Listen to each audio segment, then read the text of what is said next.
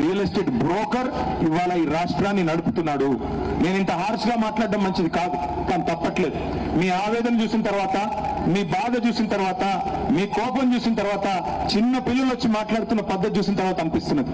మేము మీకు ఒకటే మాట ఇస్తా ఉన్నాం.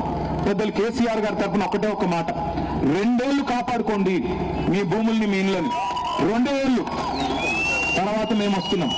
మీ దయతో మళ్ళీ వస్తాం. కేసీఆర్ గారు మళ్ళీ ముఖ్యమంత్రి అవుతారు.